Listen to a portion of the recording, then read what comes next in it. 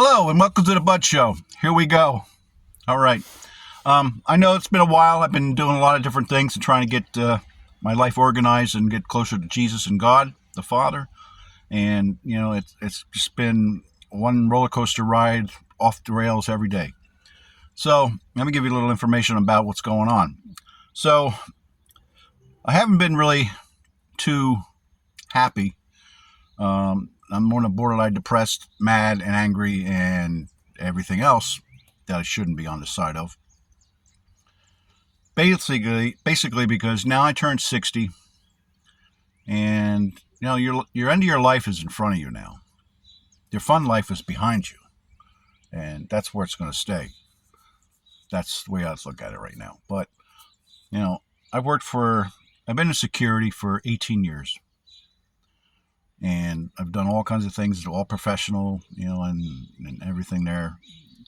And, it bothers me that I have not ever sat down and considered about pensions and 401ks and life insurance and all these other things.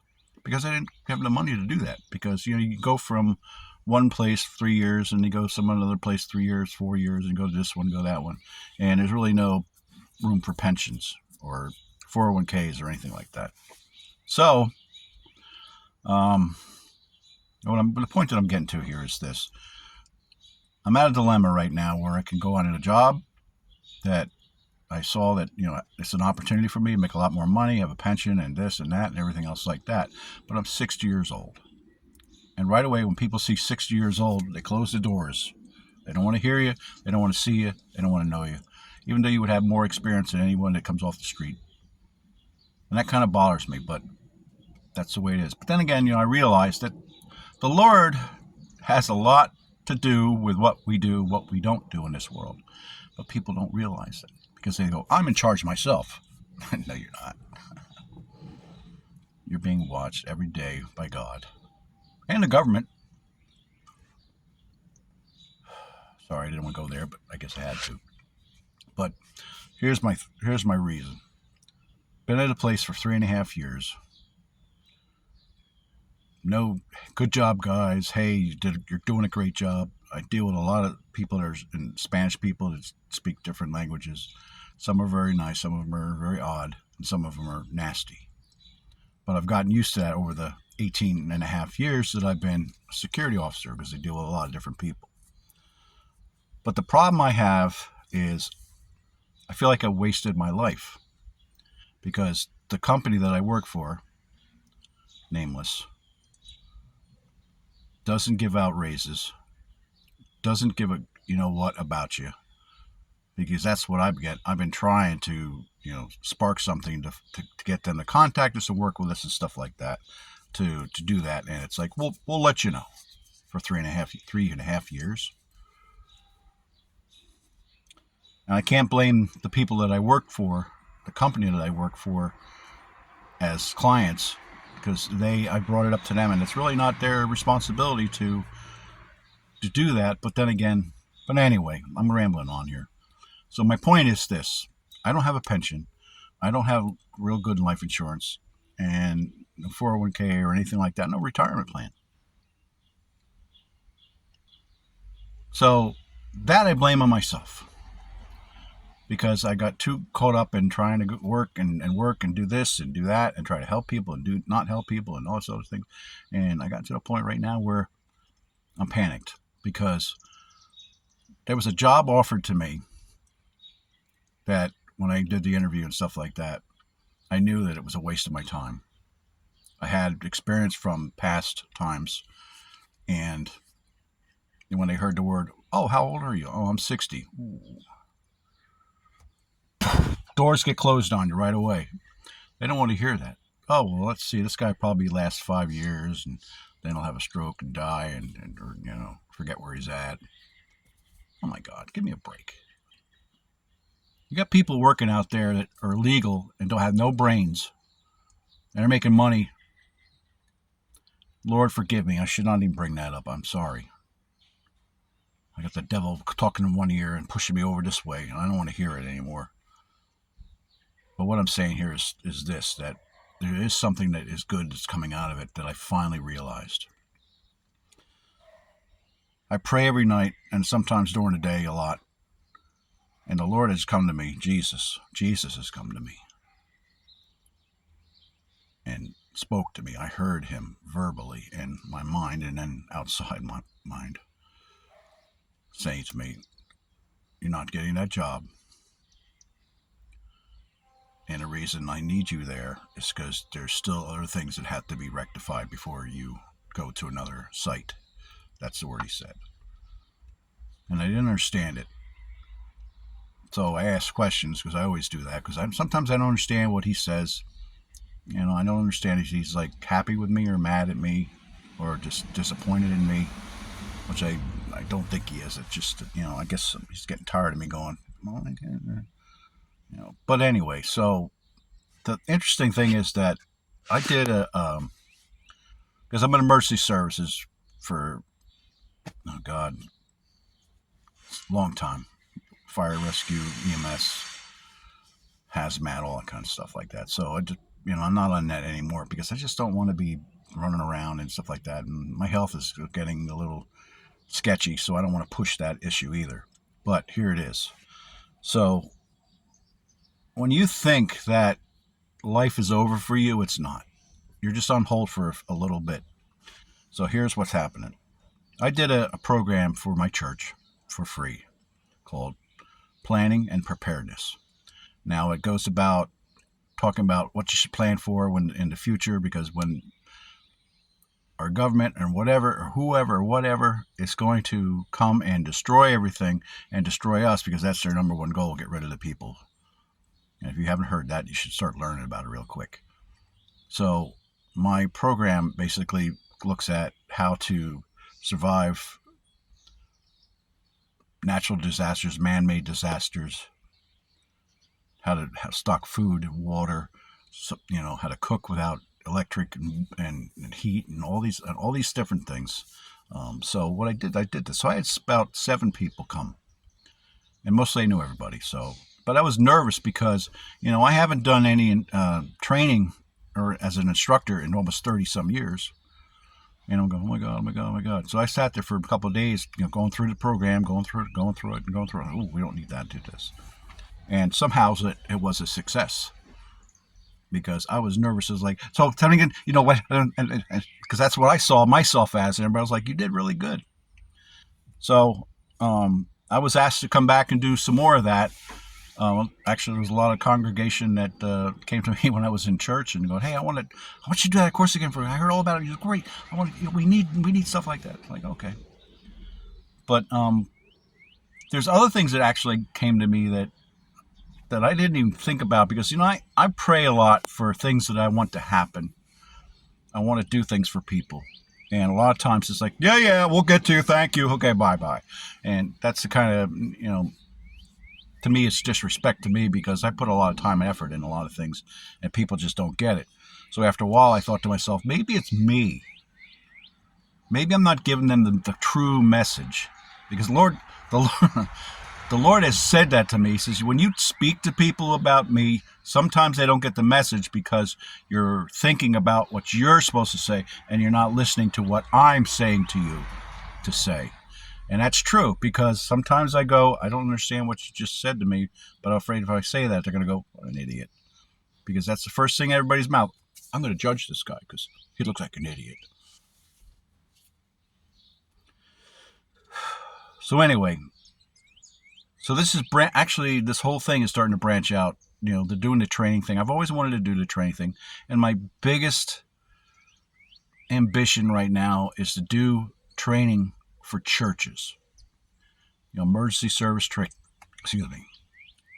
training, first aid, emergency preparedness, security, all these different things. So, you know, we're seeing a very big increase in churches being attacked, Christians being attacked, Jewish people being attacked, synagogues, churches, all kinds of things happening.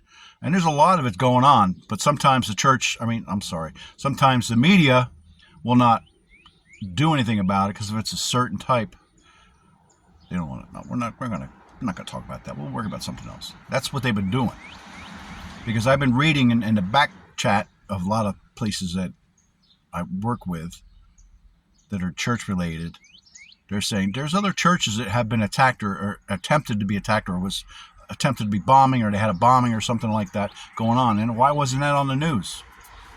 Well, that's not important. It doesn't with our criteria. So, just like the Lord said, don't listen to the media. Get out of the world. Listen to what I say to you.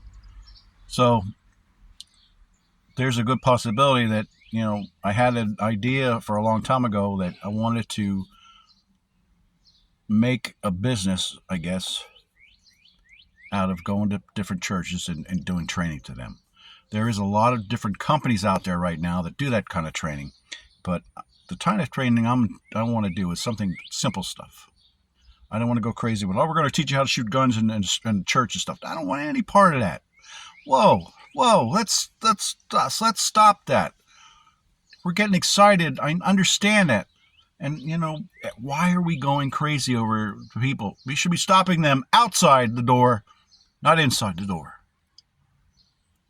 And when they're in there, I understand there's a lot of things. But anyway, I'm sorry I'm rambling on. But I think that's what the Lord has done to me, is said, I didn't want you to get that job because I need you to do something else. And I need you where you are so you can work on these things, which is true because I've been working on writing the book 2, book 3. I don't know how many books it's going to go to. That basically is what the Lord has said to me and prophesied to me and told me different things and warnings. There's a lot of warnings coming. But I can't say anything because the Lord says not to say anything yet. And it's not what you think. You think it's going to be, it's going to be war, it's going to be the famine, it's going to be all these things. It's not going to be. It's not going to be that. I'm not going to say anything else, Lord. I'm sorry. But I've come here today to say to you that, and the same thing as Jesus keeps coming to me and saying the same thing over and over and over. Tell my people that I am alive and well, and I am speaking to you again to get ready. Stop living in the world. You're living in the world. You get up in the morning, you go do this, you do that, you do everything else, but you're not doing anything for me. You're not doing anything for the Lord. You're too busy. I'm too busy to pick the Bible up, but I can go on Facebook, and I can go on do this, and I can go do this, and I can go do drugs and drink and be a jerk and everything else. And you could do all that, but you can't take a moment to speak to the Lord and have him listen to you and have him give you guidance in your life.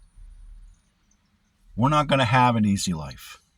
We're not going to have, just like on the TV, when everything's going to blow up and we'll be okay and it'll be all right. It don't work that way. We got kids where I live here in Phillipsburg running around rioting. Teenagers, some older people also. Who's telling them to do this? And I see this on the news this morning that 4 different states, a bunch of teenagers are out rioting and running around and doing stuff, and they don't. The police can't do anything about it because all they're teenagers. Excuse me? Are they breaking the law? Are they committing crime? Jail them.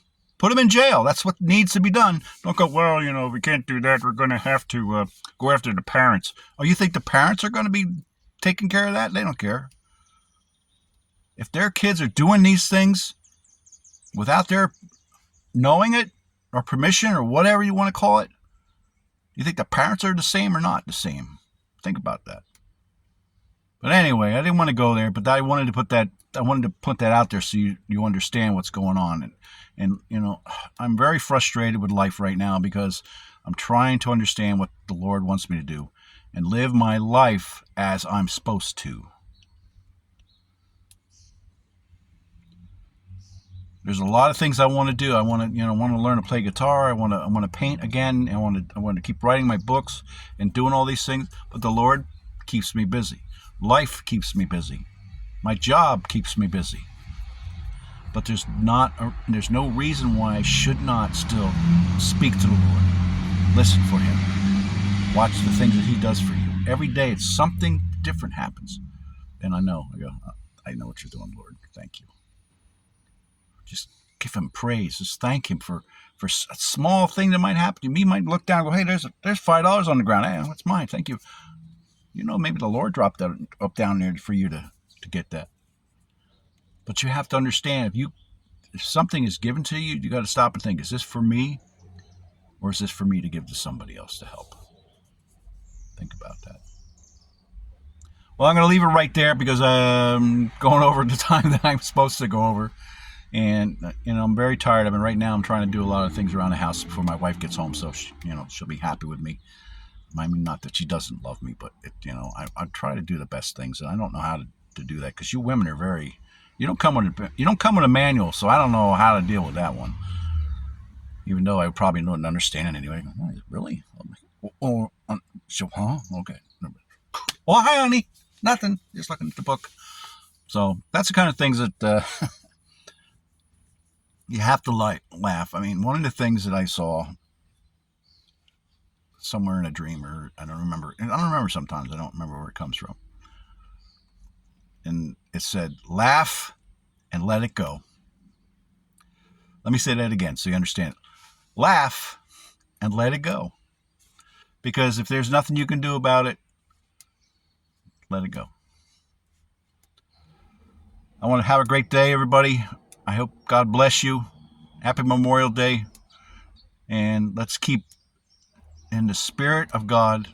Let's keep listening for God to speak to us, because He is waiting for us to call to them. And if you don't talk to Him, you're going to be out of the situation. And when He's doesn't talk to you anymore, the only person you can blame is you. You need to speak to Him every single day.